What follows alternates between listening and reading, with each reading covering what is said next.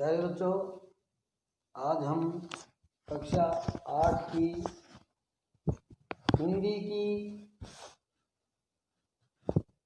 पुस्तक का पहला पाठ ध्वनि पढ़ेंगे। तो इस पाठ का शीर्षक है ध्वनि। ध्वनि का मतलब होता है आवाज़, और ये एक आवाज़ लगाई है सूर्यकांत त्रिपाठी ने नई पीढ़ी को। और इस पाठ के लेखक सूर्यकांत त्रिपाठी निराला जी हैं।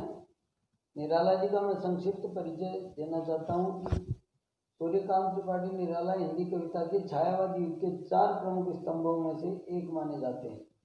वे जयशंकर प्रसाद और इस प्रकार के समकालीन जो छायावाद के जो हैं कवि हैं, उनके आसपास के कवि हैं। सूर्यकांत त्रिपाठी निराला का जन्म बंगाल की महिषादल रियासत जिला मेदिनीपुर में माघ शुक्ल यानी बसंत पंचमी को संवत 1955 तदनुसार 21 फरवरी सन 1899 में हुआ था।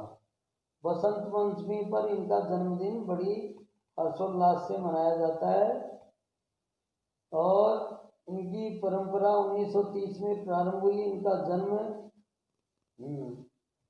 यानी बसंत पंचमी पर उनका जन्मदिन मनाने की परंपरा 1930 से प्रारंभ हुई। इनका जन्म मंगलवार को हुआ था। और इस प्रकार से आपने बहुत ही कविता और दर्शन से संबंधित आपने बहुत कुछ लिखा है। तो आपने बहुत अध्ययन किया और उसके बाद में आप 1961 में आपकी मृत्यु हो गई। तो इस प्रकार से ये हमारे जाने माने शिक्षाविद निराला जी बहुत ही अच्छे कवि हुए हैं। ध्वनि लीजिए, प्रस्तुत है ध्वनि। मैं इसको गा करके प्रस्तुत करता हूँ। अभी न होगा मेरा अंत, अभी अभी तो आया है मेरे वन में मृदुल बसंत। अभी न होगा मेरा अंत, अभी न होगा मेरा अंत। हरे हरे ये पात, डालियाँ कलियाँ कोमल गात। मैं ही अपना स्वप्न मृदुल कर फेरूंगा निद्रित कलियों पर। जगा एक प्रत्युष मनोहर, पुष्प पुष्प पे से तंद्रा लस लालसा खींच लूंगा मैं। अपने नवजीवन का अमृत सार सींच दूंगा मैं। द्वार दिखा दूंगा फिर उनको है मेरे वे जहां आनंद। अभी न होगा मेरा अंत, अभी न होगा मेरा अंत। तो निराला जी ने बड़ा अच्छे ढंग से ये चित्रण किया है, युवा पीढ़ी को एक संदेश दिया है। क्यों? क्योंकि युवा पीढ़ी आज अपने संस्कारों को छोड़ती हुई जा रही है और आलस्य को हावी करती हुई जा रही है। देखिए, कवि के मन में, प्रत्येक व्यक्ति के मन में अच्छे और बुरे 2 प्रकार के विचार होते हैं। तो कभी कभी बुरे विचार भी आ जाते हैं। तो कवि के मन में एक विचार आया कि कहीं मेरा अंत न हो जाए, तब उनके मन में दूसरी तरफ शंका जहाँ उत्पन्न होती है तो विवेक से समाधान भी वहीं उत्पन्न हो जाता है। तभी उनका मन कहता है कि अभी न होगा मेरा मन अंत, कि मेरा अभी अंत नहीं होने वाला है। अभी अभी ही तो आया है मेरे वन में मृदुल बसंत, कि अभी अभी तो, संभवतः यह उनकी जवानी की कविता है, कि अभी अभी तो मेरे युवा मन में एक बहुत ही मीठा कोमल बसंत, जो कि ऋतुओं का राजा कहते हैं, बसंत में एक नई उमंग आती है, क्योंकि उस समय न सर्दी होती है न गर्मी होती है, इस प्रकार से, और इसीलिए इसको ऋतुओं का 6 ऋतुएं होती हैं, उनमें वसंत ऋतु को ऋतुओं का राजा कहते हैं, क्योंकि ये वास्तव में उस समय तरह तरह के फूलों के पौधे, उनमें सुगंध, और उसी समय पेड़ पौधों की जो प्राकृतिक जो मंजरी जो है, उस मंजरी में से छिड़कती हुई चारों तरफ सुगंध ऐसे वातावरण में फैल जाती है जैसे किसी ने बहुत गहरा इत्र बिछा दिया हो, इत्र छिड़क दिया हो, इस प्रकार से। तो वन में, मेरे वन में मृदुल बसंत, अभी न होगा मेरा अंत। इस प्रकार से अभी अभी तो मेरे मन में, मेरे वन में, मन रूपी वन में अभी अभी तो एक मृदुल वसंत प्राप्त हुआ है, यानी अभी तो मुझे अभी अभी तो युवावस्था प्राप्त हुई है, और अभी यदि मेरा अंत हो जाएगा ये संभव नहीं है, यानी अभी न होगा मेरा अंत। तो उस युवा पीढ़ी को कहने जा रहे हैं कि अभी आपको बहुत कुछ करना है, तरक्की करनी है, और उनसे आलस्य, निद्रा, इनसे लोहा लेते हुए अपने लक्ष्य को प्राप्त करना है। हरे भरे ये पात डालियाँ कलियाँ कोमल गात, तो हरे हरे ये पात, ये हरे हरे पत्ते हैं, और ये डालियाँ हैं, ये हरे हरे पत्ते और ये डालियाँ, और ये कलियाँ, ये सुंदर सुंदर कलियाँ पुष्पों की, फूलों की, और कोमल गात, ये शरीर जो है अभी कोमल गात है, और मैं ही अपना स्वप्न मृदुल कर फेरूंगा निद्रित कलियों पर, जगा एक प्रत्यूष मनोहर। तो इस प्रकार से ये मन में एक ऐसी उमंग जागृत हो रही है कि उन बुरे विचारों को दबाते हुए कवि ने कहा है कि मैं ही अपना स्वप्न मृदुल कर फेरूंगा निद्रित कलियों पर। और इस प्रकार से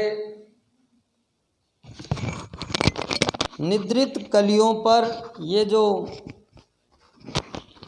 अभी सुबह जल्दी भोर में उठा हूँ, और उठ कर के अभी जो अधखिली कलियाँ हैं उन पर मैं हाथ फेर रहा हूँ, और मन की उमंगों को आसमान में उड़ा रहा हूँ, यानी नए नए विचार भविष्य के लिए सुदृढ़ कर रहा हूँ।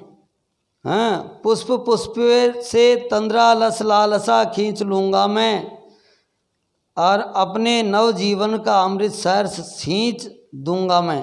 पुष्प पुष्प से तंद्रा लस लालसा खींच लूँगा मैं, यानी पुष्पों के उस खिले हुए रूप को देख करके, यानी मेरे मन में जो तंद्रा बोलते हैं नींद, यानी आलस्य, उसको उनसे देख करके मैं अपने आप को जागृत कर लूँगा, और अपने नवजीवन का अमृत सहर्ष सींच दूंगा मैं। अपने नवजीवन का अमृत सहर्ष सींच दूंगा मैं, यानी जीवन के जो विविध खुशियों के जो आनंद हैं वो मैं डट कर लूँगा। और भावी पीढ़ी को भी बोल रहे हैं कि आपको इतना जागृत हो जाना चाहिए। द्वार दिखा दूंगा फिर उनको, है मेरे वे जहाँ अनंत, अभी न होगा मेरा अंत। और मैं इस प्रकार से जीवन का आनंद लेता हुआ और हंसी खुशी से अपनी जिंदगी काटूंगा, और आगे आने वाली पीढ़ियों को भी मैं अच्छा संदेश दूंगा। इस प्रकार से अभी न होगा मेरा अंत, मेरा अभी अंत नहीं होने वाला है। मैं वसंत रूपी हंसी खुशी को मैं जीवन में उतारूंगा और उसका आनंद लूँगा, यानी मेरे जीवन को मैं अपने ढंग से जीऊँगा। इसमें कवि ने इस प्रकार की भावी कल्पनाओं को गति दी है। तो अब कविता से कवि को ऐसा विश्वास क्यों है कि उसका अंत अभी नहीं होगा? क्योंकि कवि एक आशावादी व्यक्ति हैं और वो सोच रहे हैं कि वास्तव में मुझे जीवन का आनंद लेना है। फूलों को अनंत तक विकसित करने के लिए कवि कौन कौन सा प्रयास करता है? फूलों को अनंत तक विकसित करने के लिए कवि कौन कौन सा प्रयास करता है? कवि यानी उन पुष्पों को देखकर, उन कलियों को देख करके मन में एक दृढ़ निश्चय करते हैं कि मुझे बहुत कुछ अच्छे काम करने हैं और अच्छाइयों की सुगंध चारों तरफ बिखेरनी है। कवि पुष्पों की तंद्रा और आलस्य दूर हटाने के लिए क्या करना चाहता है? कवि पुष्पों की तंद्रा और आलस्य दूर हटाने के लिए क्या करना चाहता है? कवि पुष्पों की तंद्रा, तंद्रा का मतलब नींद, और आलस्य को दूर हटाने के लिए क्या करना चाहता है? यानी मन को दृढ़ करना चाहता है। इस प्रकार से ये कविता के आगे वसंत को ऋतुराज क्यों कहा जाता है? वसंत को ऋतुराज इसलिए कहा जाता है क्योंकि यह सभी ऋतुओं का राजा है। इसमें न गर्मी है न सर्दी है और सब पेड़ पौधों के मंजरी पुष्प ये विकसित हो जाते हैं और पूरे वातावरण में सुगंध फैल जाती है। इस प्रकार से वसंत ऋतु में आने वाले त्योहारों के विषय में जानकारी एकत्रित कीजिए और किसी एक त्यौहार पर निबंध लिखिए। तो वसंत ऋतु में देखिए, सबसे पहले बसंत पंचमी आती है, होली आती है और इसके ऊपर इसके अलावा कई छोटे छोटे बड़े मेले आते हैं। तो इस प्रकार से अपन होली पर भी लिख सकते हैं, गणगौर पर भी लिख सकते हैं, निबंध लिख सकते हैं। और ऋतु परिवर्तन का जीवन पर गहरा प्रभाव पड़ता है। इस कथन की पुष्टि आप किन किन बातों से कर सकते हैं? लिखिए कि देखिए, जिस समय वह सर्दी को छोड़ करके और गर्मी से पहले न गर्मी रहती है न सर्दी रहती है, तब मन में एक अलग उमंग होती है, एक अलग आनंद की अनुभूति होती है। इसलिए इसको सभी ऋतुओं का राजा कहा जाता है, ऋतुराज वसंत कहा है।